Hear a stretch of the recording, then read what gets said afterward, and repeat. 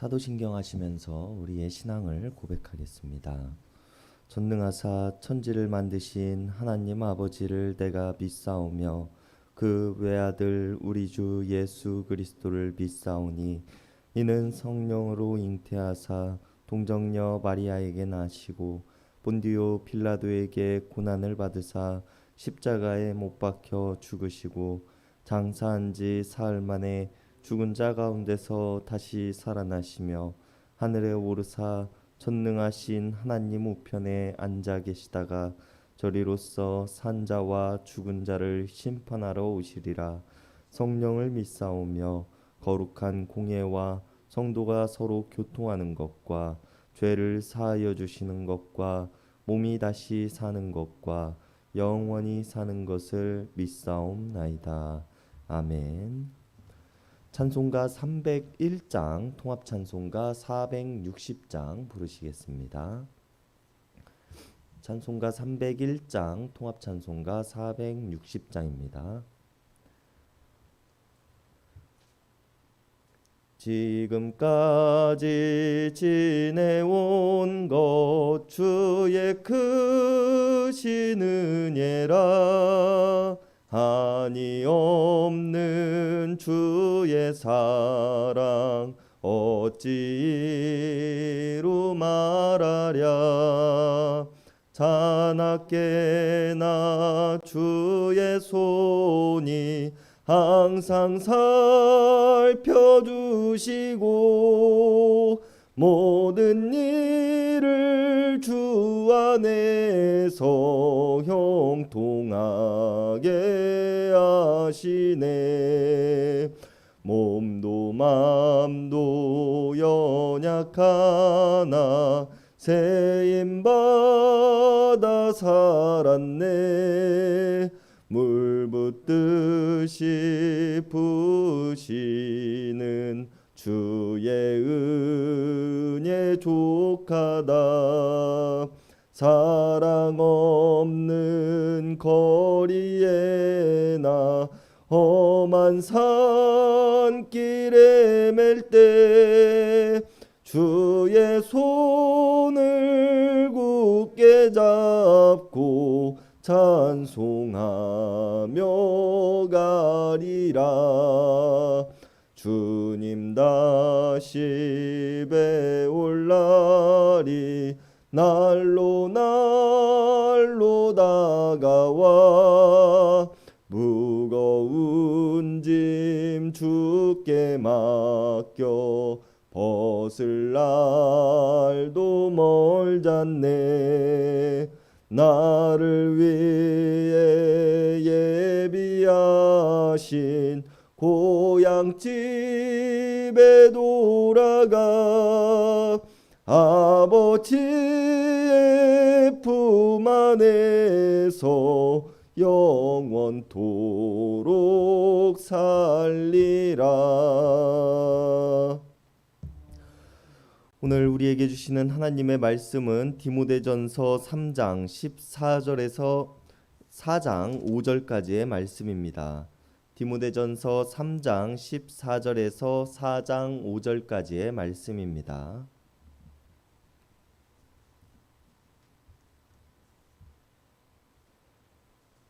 우리 한 절씩 교독하시겠습니다. 내가 속히 내게 가기를 바라나 이것을 내게 쓰는 것은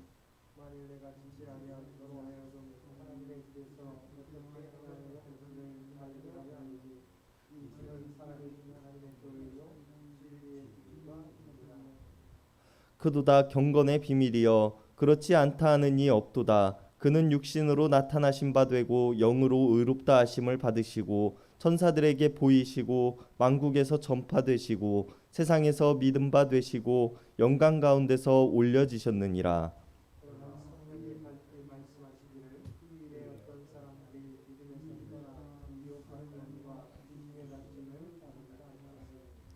자기 양심이 화인을 맞아서 외식함으로 거짓말하는 자들이라.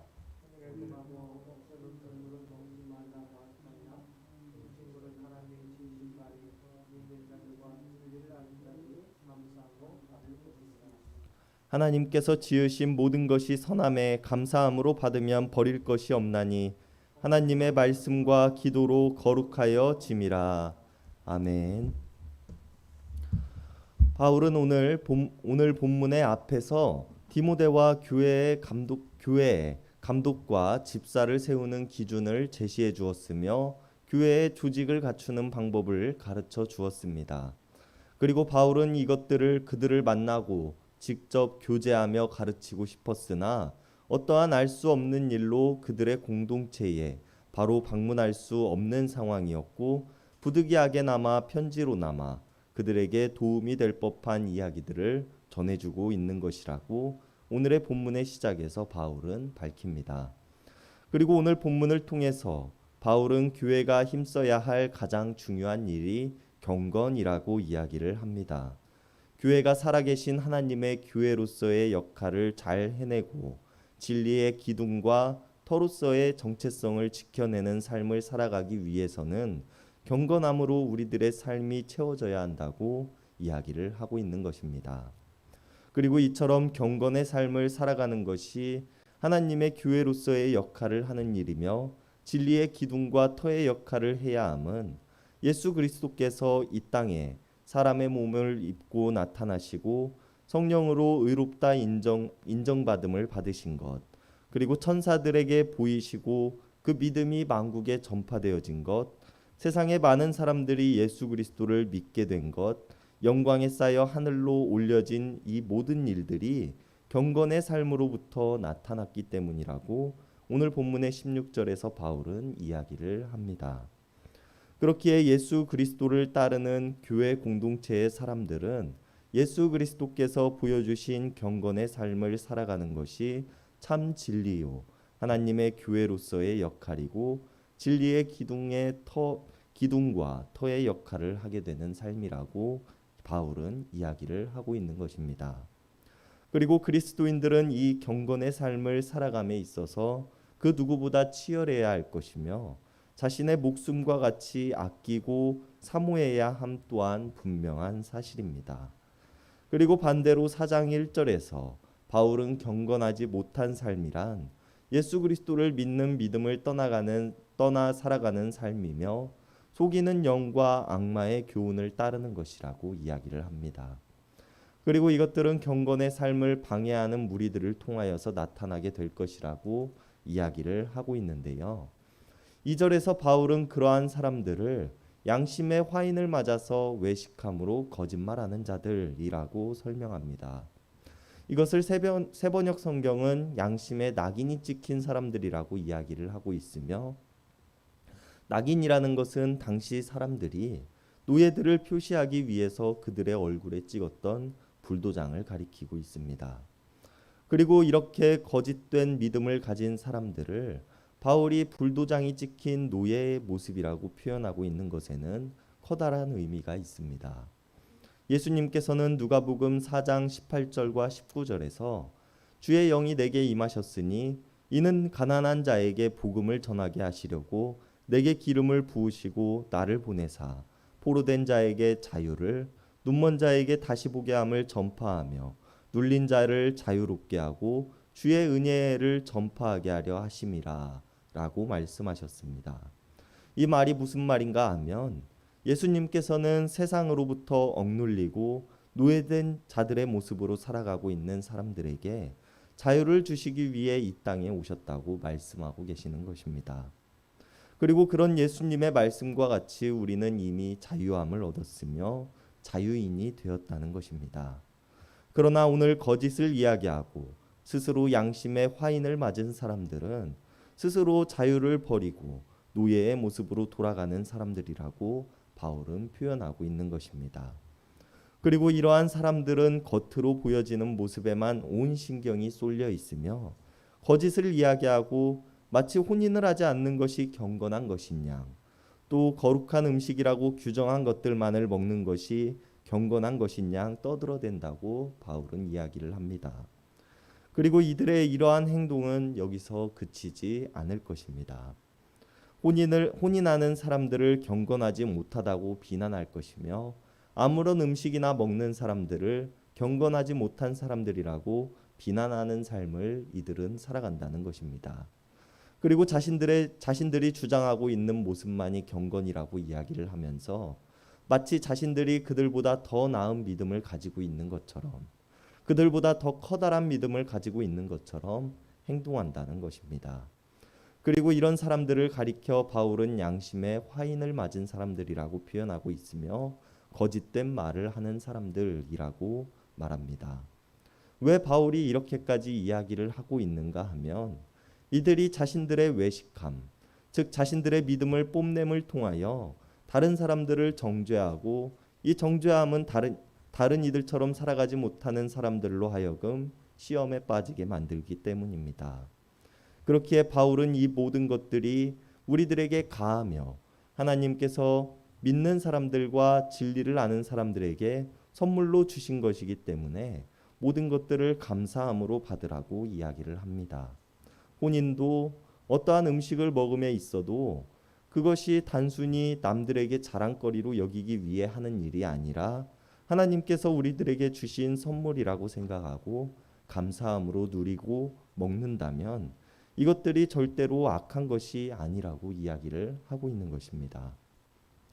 당시 사회를 어지럽게 만드는 사람들은 이분법적인 사고를 가지고 사람들을 혼란스럽게 만들었습니다. 제사상에 올라갔던 음식을 먹는 일을 가지고 먹느냐 먹지 않느냐로 다투기도 하였으며 육신은 악하기 때문에 우리는 오직 죽음 이후의 영의 세계만을 사모하며 살아가야 한다고 주장하던 사람들도 있었습니다. 그러나 오늘 바울이 이야기하고 있는 핵심적인 이야기는 4장 4절에서 이야기를 하고 있듯이 하나님께서 지으신 모든 것이 선하다라는 것입니다. 세상에 악한 사람들이 존재한다고 하여서 세상이 악한 것이 아니며 제사상에 올라갔던 음식이기에 더러운 음식이 아니라는 것입니다. 하나님께서 주신 이 선한 것들을 우리가 어떻게 활용하며 어떠한 곳에 사용하느냐가 중요한 것이라고 바울은 이야기를 하고 있는 것입니다. 혼인을 해야 한다, 하지 말아야 한다 주장하는 것이 중요한 것이 아니라 혼인을 어떻게 하고 어떠한 가정을 꾸리는가가 중요한 것이며 어떤 음식이 경건한 것이며 어떤 음식이 악한 음식이다라고 따지는 것이 중요한 것이 아니라 그 음식을 통해 누가 배부를 수 있으며 누가 살아날 수 있는가에 대한 관심을 그리스도인들은 가지며 살아가야 한다고 이야기를 하고 있는 것입니다. 그리고 이러한 판단과 지혜는 오늘 본문의 마지막 5절에서 이야기를 하고 있는 것처럼 말씀과 기도로 우리가 거룩하여짐을 통하여 알 수 있게 된다고 바울은 이야기를 합니다. 이것이 경건의 삶이며 그리스도인들이 추구해야 하는 삶이라고 바울은 이야기하고 있는 것입니다. 그렇기에 우리 그리스도인들은 바울이 오늘 이야기하고 있는 것처럼 말씀과 기도를 통하여 거짓을 이야기하는 사람들을 분별할 수 있는 지혜를 가져야 합니다. 또 그 지혜를 통해 하나님께서 보여주신 길을 올바른 방법으로 따를 수 있어야 합니다. 무엇이 옳은가 그른가에 대해서 따지기 이전에 우리들에게 주어진 것들을 가지고 어떠한 모습으로 하나님의 선을 드러내는 삶을 살아갈 수 있을 것인지, 또 예수 그리스도께서 가르쳐 주신 길을 어떻게 따라갈 수 있을 것인지에 대해서 고민해야 한다는 것입니다. 여러분, 우리는 경건의 삶을 살아가야 하는 사람들입니다. 예수님께서 그렇게 사셨으며 우리들에게 그렇게 살아가라고 말씀하셨기 때문입니다. 그러나 우리는 여전히 하나님께서 주신 것들을 가지고 선한 모습으로 사용하지도 못한 채 이것이 옳다 그르다라고 다투고 있는 모습은 아닌지 돌아보아야 합니다. 우리가 오늘 바울이 마지막에 디모데와 교회 공동체 사람들에게 이야기하고 있듯이 말씀과 기도를 사모함을 통하여서 거룩하여지고 예수 그리스도께서 우리들에게 알려주신 경건의 삶을 바르게 따라갈 수 있는 우리들 모두가 될 수 있기를 바랍니다. 기도하시겠습니다. 하나님, 우리들에게 세상의 모든 선한 것들을 주셨음에 감사를 드립니다. 하나님께서는 우리들을 선하게 지으셨으며 세상을 선하게 지으셨습니다. 그러나 우리는 여전히 하나님께서 우리들에게 선함으로 주심을 알지 못하며 그것이 선하느냐 악하느냐에 대한 다툼만 하고 있는 모습은 아닌지 돌아봅니다. 우리가 이것에 대한 논쟁에만 빠져 있기보다는 하나님께서 주신 것들을 가지고 우리가 하나님의 뜻에 따라 어떠한 곳에 어떻게 사용할 수 있을지에 대해서 고민할 수 있도록 도와주시옵소서. 하나님께서 우리들에게 주신 말씀과 기도를 통하여 진리를 알게 하시고 예수 그리스도께서 부여주신 삶을 통하여 경건의 길을 따르는 자들이 되게 하여 주시옵소서. 그리하여 우리가 선으로 이 땅을 창조하셨으며 우리들에게 그것들을 잘 보존하라 말씀하신 하나님의 명령에 따라 하나님께서 주신 것들을 잘 보존하고 서로가 서로를 사랑하고 모든 것들이 하나님의 뜻에 맞게 바르게 쓰여질 수 있는 모습들이 되게 하여 주시옵소서. 언제나 우리를 인도하시는 하나님을 내가 믿습니다. 사랑의 예수님의 이름 받들어 간절히 기도드렸습니다. 아멘. 이 시간 우리가 우리 개인을 위한 기도, 이웃을 위한 기도, 교회를 위한 기도, 세상을 위한 기도하는 시간 갖도록 하겠습니다.